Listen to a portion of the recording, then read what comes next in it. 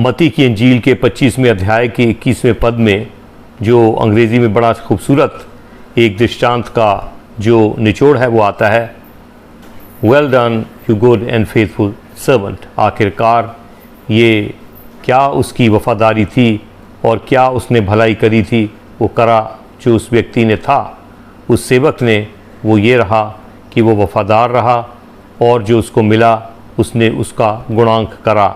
उसको जहाँ पे दिया था उसी स्टेज में दबा नहीं दिया, ना जंक लगने दिया, बल्कि उसको तो और उभार दिया। और यही परमेश्वर की मेरे और आपसे उम्मीद है।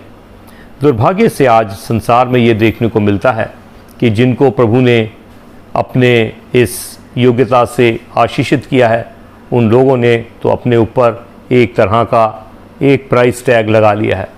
मैं गाना तब गाऊंगा जब आप मुझे ये देंगे, मैं फ़लाना काम जिसकी योग्यता मुझे मिली है वो तब करूंगा जब आप मुझे ये देंगे। बहरहाल ये बात कभी ना भूलें कि ये तो मुझको मुफ्त में मिला है और इसी को परमेश्वर की उम्मीद है कि मैं बढ़ाऊंगा, इसको और उभारूंगा और रिफ़ाइन करूंगा।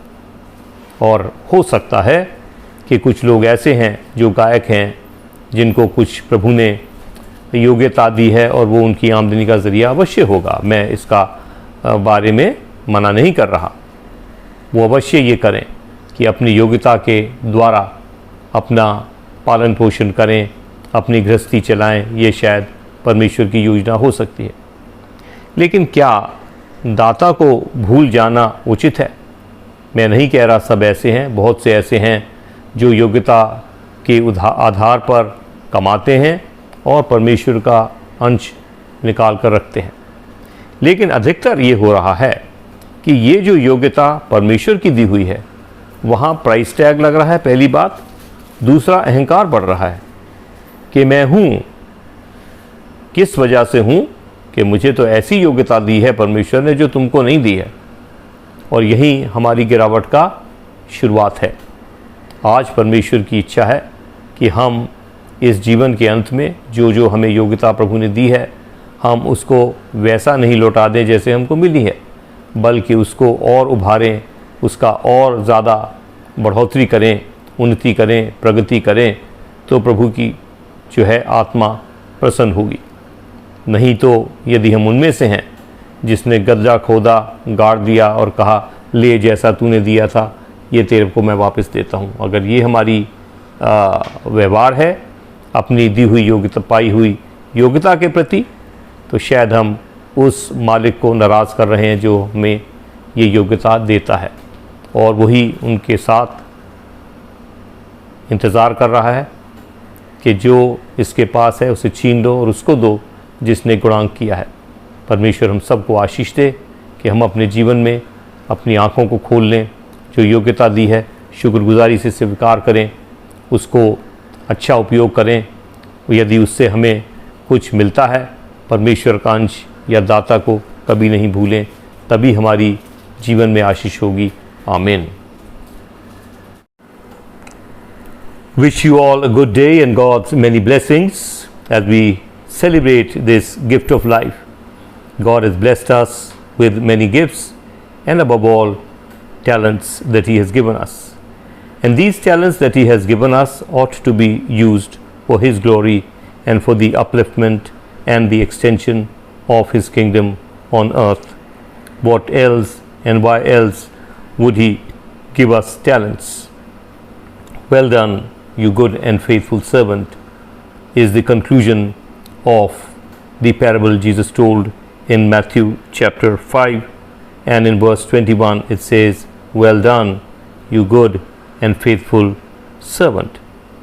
What was so good about this servant, and what is it that he did well? Well, the crux of the matter is that he multiplied what was given to him rather than allow the talents given to him to catch rust.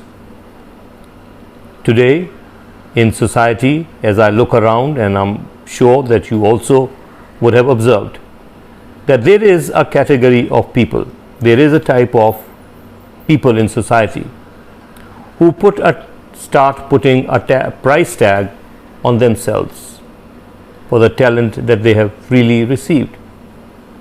Sing a song.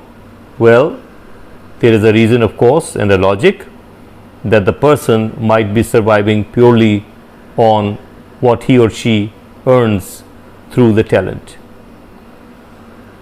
Another talent may be something else. To go on putting a price tag may brush up, may polish, may refine the talent.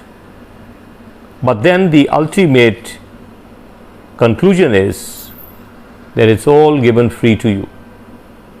What you are able to accumulate through this, you might as well take the portion of God and return it to Him, so that He in turn may bless you more and more.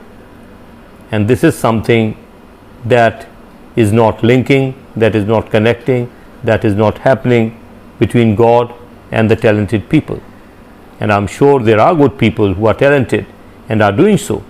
But then to be stubborn, to become arrogant just because God has blessed you with a talent is something that we need to ask ourselves in case we are faltering in doing so. May God bless us that we may be serious workers in the kingdom of God. May we be those who multiply what we have been entrusted with, compared to those who would just not function, would remain stagnant, would become proud owners of something that is handed down to them, and would be selfish, and those who would never share or allow it to multiply are the ones to whom He would say, snatch away from him and give it to the one who is multiplied. God bless us. Amen.